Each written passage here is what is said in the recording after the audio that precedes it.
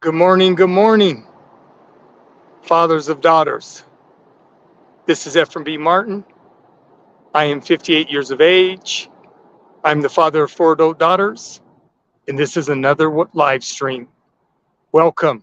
It's a beautiful day here in Denver, Colorado, September the 24th, 2023. We're almost in the fall, my favorite time of year, fathers. So, fathers, I welcome you. I hope you had a good week. Hope God is continuing to bless all you fathers out there doing the best that you can with your children, with your daughters, and hoping He's keeping your family safe, protected, and all those good blessings that come with it.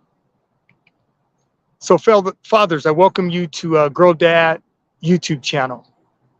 This is a new YouTube channel.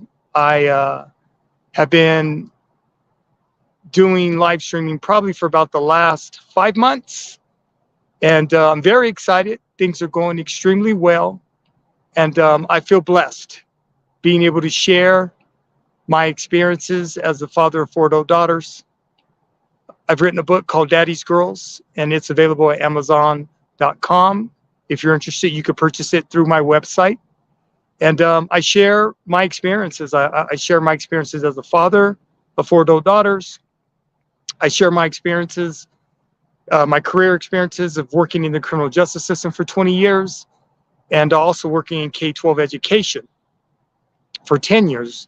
I'm a former state of Colorado juvenile probation officer and also a teacher and a dean of students. So I have a lot of good experience. I have a good perspective, I believe, on working with children, working with kids from all socioeconomic backgrounds, and it's been amazing. I had an amazing career in both the criminal justice system and K-12 education. Fathers, I'm here today because what I would like to speak with you about is girl dads. We are our daughters' best advocates. And the reason I want to talk about advocacy when it comes to our daughters is our baby girls, our daughters are definitely going to need advocacy, right? And the reason that our daughters are going to need advocacy is because as little girls, as they grow and they're in elementary school, middle school, and then when they get to high school, their stages of development, those are the three stages of development. Birth to 10 years of age, 10 to 13 years of age, and 14 to 18 years of age. That's what I talk about in my book, Daddy's Girls. Those are the three stages of development for our daughters. And with every stage of development is going to require a different level of advocacy when it comes to our baby girls. So I just want to share with you and have a discussion with you as a girl dad, right? What does that advocacy look like from us? And it really depends, because all fathers, we come from all ethnic groups, we come from all cultural backgrounds. So our advocacy for our daughters may look different depending on our culture, right? All cultures aren't the same. Fathers handle culturally their children different. I'm from the United States of America. I'm an American. I'm a Black American. So being born and raised in the West, the way we advocate for our daughters is definitely going to be different than someone from the Middle East who may be Muslim. It's definitely going to be different from someone who may be Hindu. Religious advocacy looks different for different cultures. Family traditions look different for different cultures, right?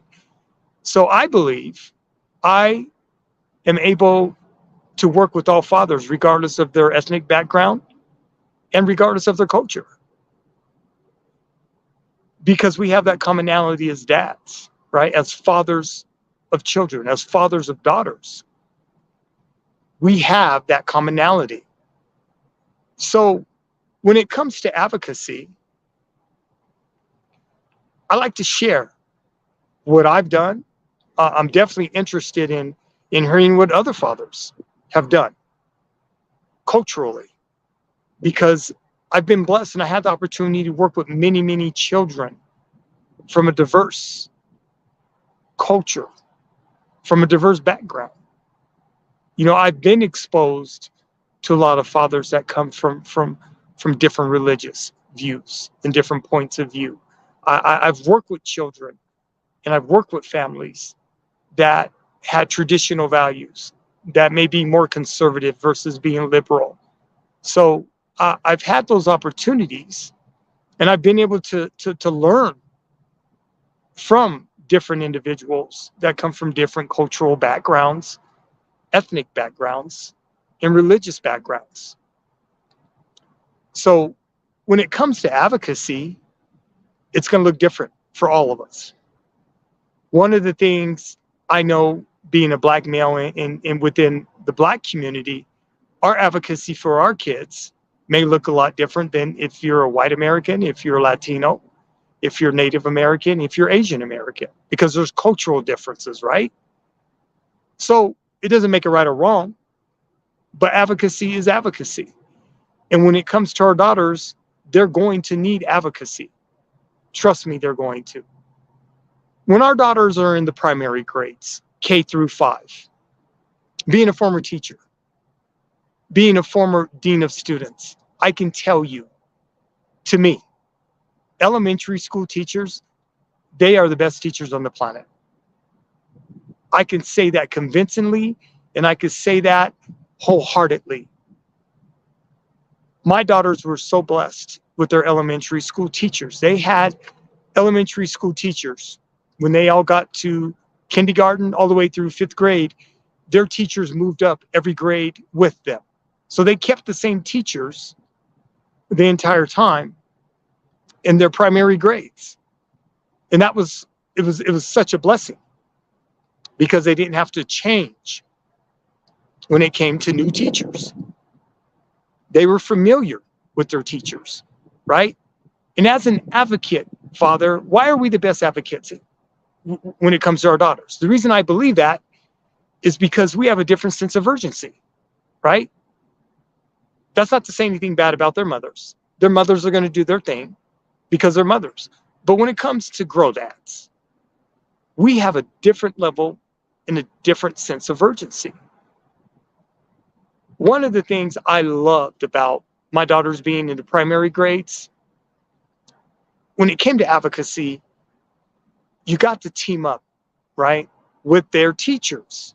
You got to participate in everything from Halloween to Christmas,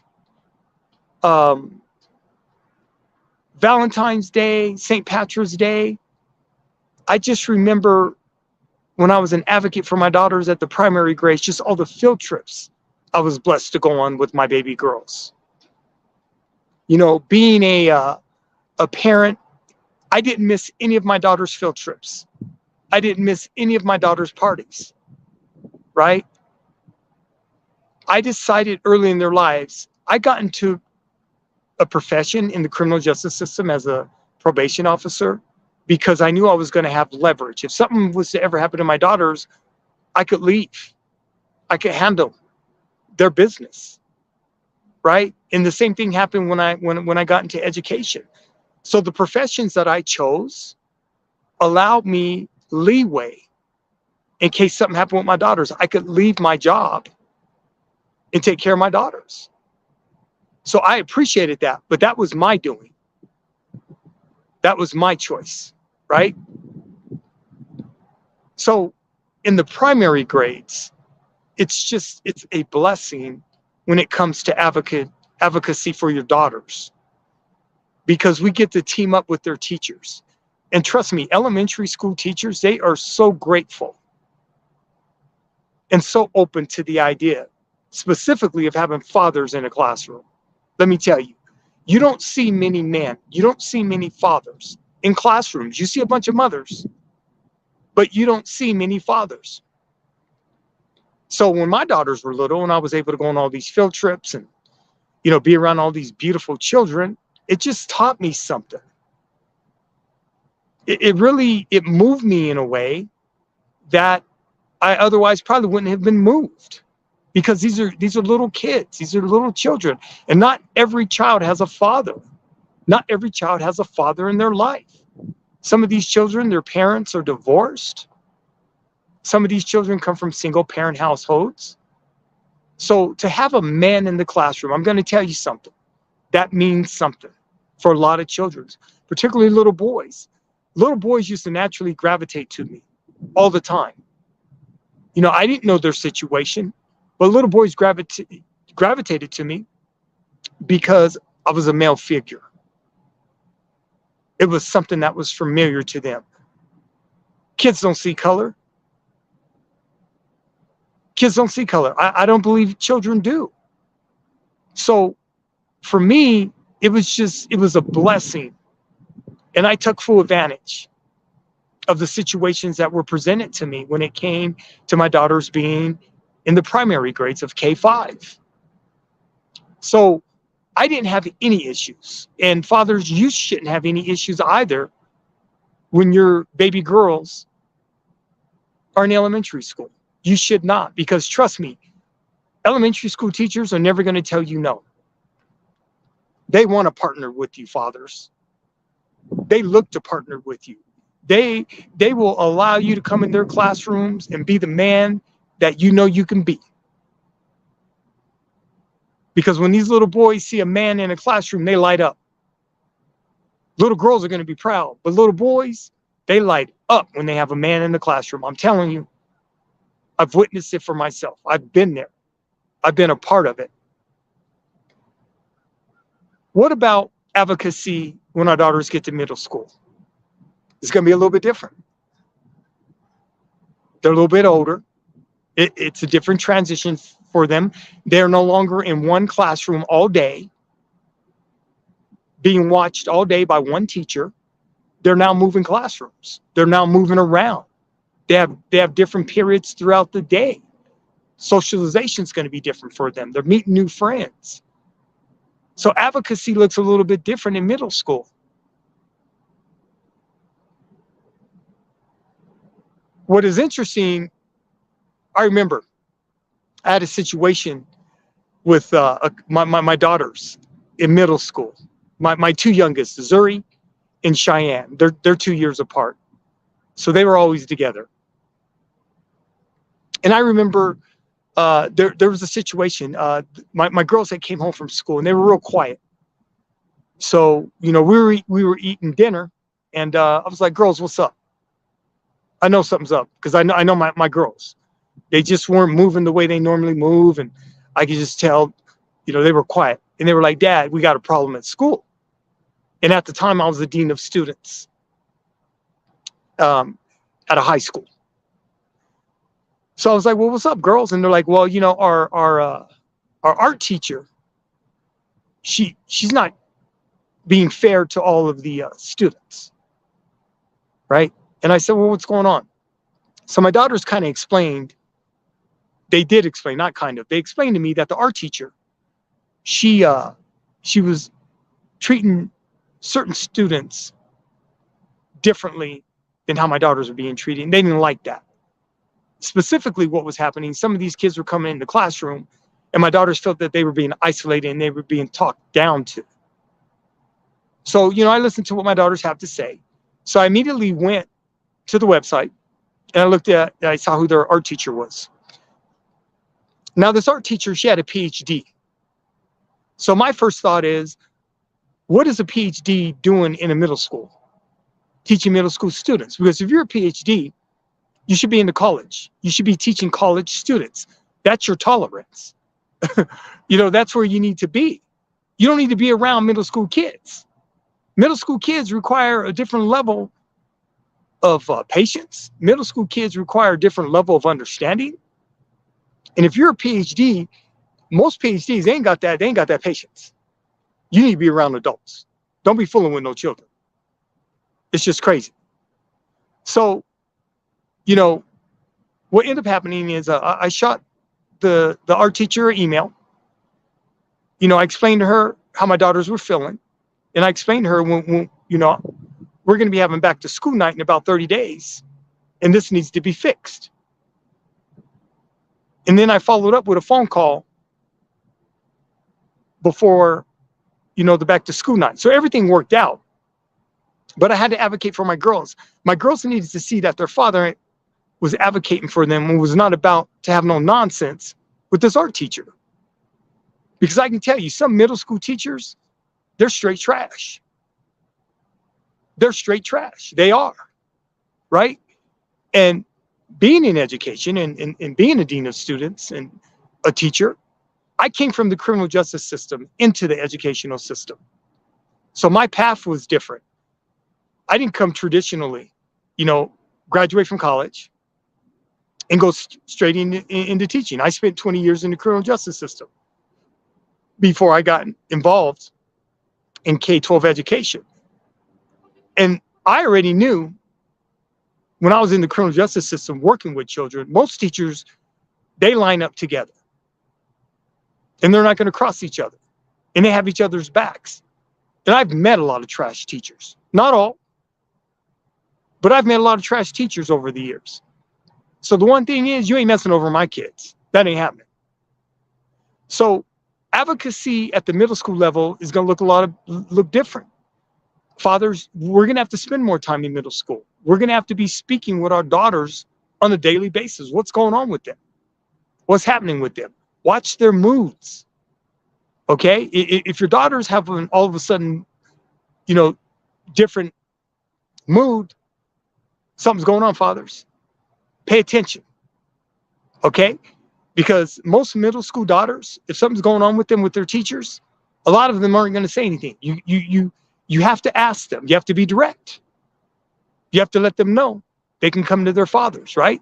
So we have to move a little bit different when it comes to middle school. Because some of these middle school teachers, a lot of them, they don't have their own children.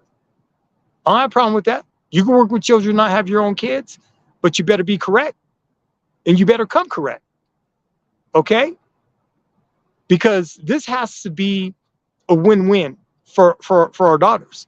We can't have teachers out there taking advantage of our children, talking crazy to our kids, right? And that's where fathers, you have to step up and be about that business and handle that business, because we're going to do it different than their mothers, and we should,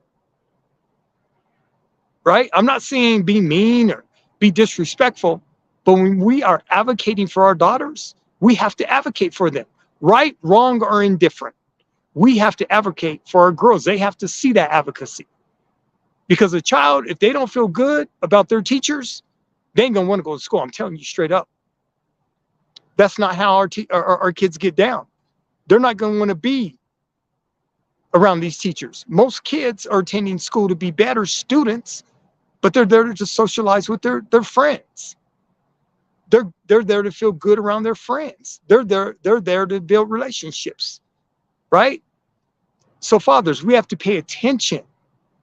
And we have to be aware of what is going on with our baby girls.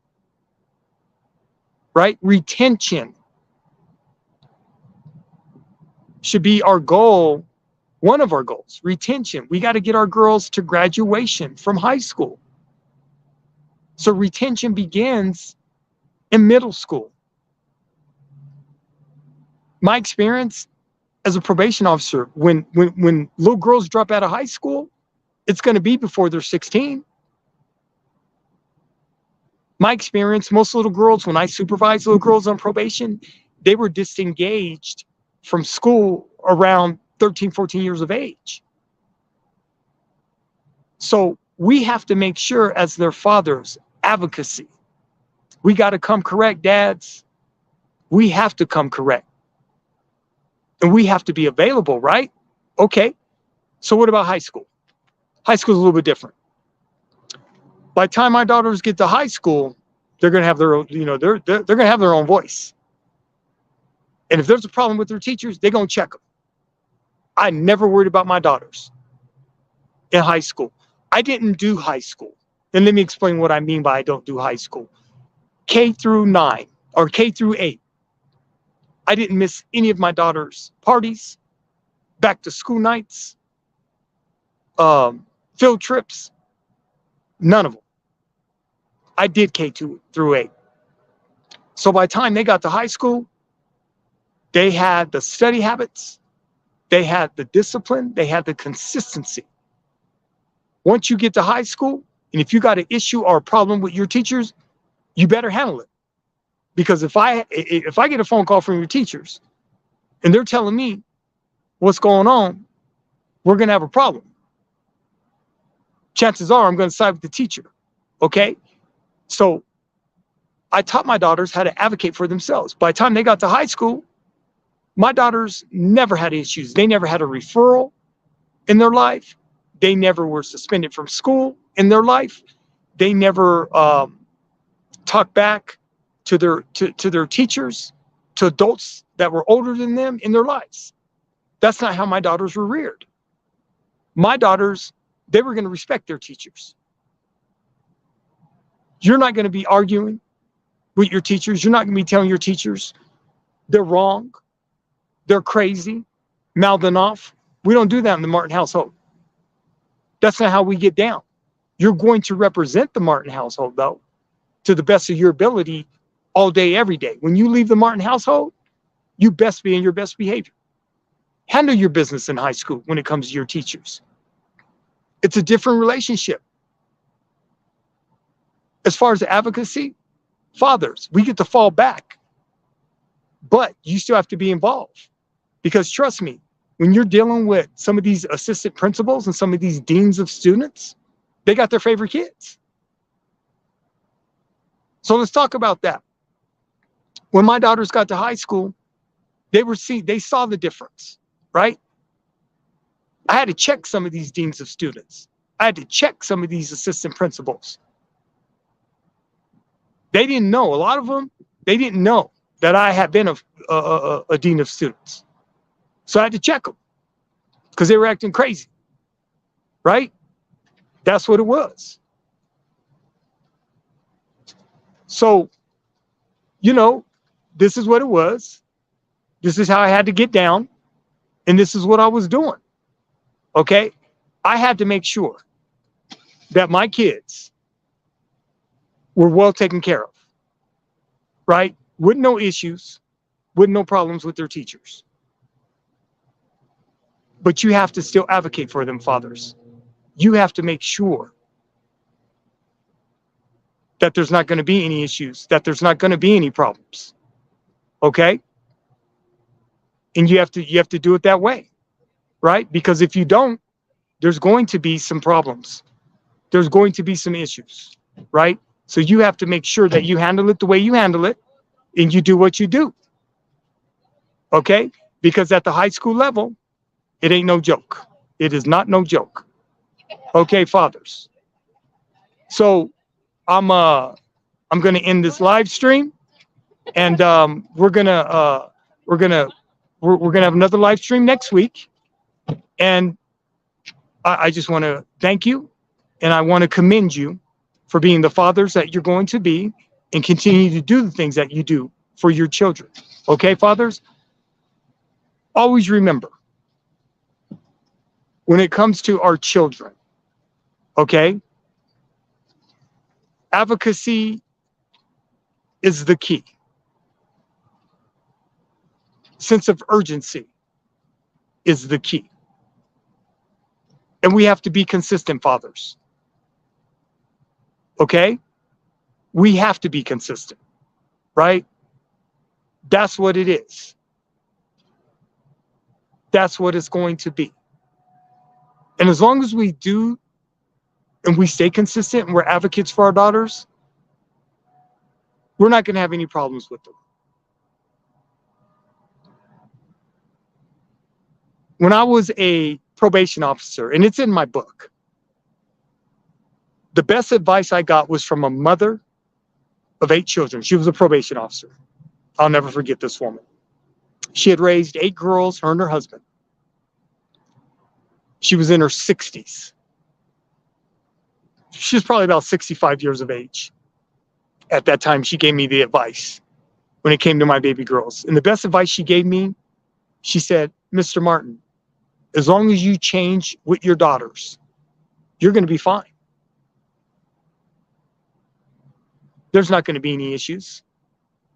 You're going to be fine. And she was absolutely right. Raising my baby girls, it was easy. I'm telling you. I didn't have a single problem with my daughters. From birth to 18, not a single problem. And the reason I believe I didn't have a single problem, first of all, grace of God. I give all honor and glory to God. I'm not crazy. I give all honor and glory to God for allowing me to be in their life and to keep them protected and safe. But I changed with my daughters. And that was the advice that I had received. As long as you change with your daughters, you're not going to have any issues. And I did not have any issues. So fathers of daughters, we are our daughters' best advocates. I believe that. And as long as you're consistent, and as long as you are a part of their life, and as long as you advocate for them, you're not going to have any issues. I can promise you. I've lived it 4 times, and my adult daughters are amazing women. All right, fathers, thank you for your time. Thank you for your presence. Thank you for your persistence. I appreciate all fathers, because it ain't easy being a girl dad. I know it ain't easy, but what I can promise you is it gets better. And as your girls are going through the stages of development, just rock with them. That's all you got to do, dads. Just rock with them. Don't make it any more difficult than it has to be. Just rock with them. Let them be little girls. Do what you do as father. And that's it. It's all going to work out. All right, gentlemen, my pleasure. Until next week, I'm going to holler at you. Peace.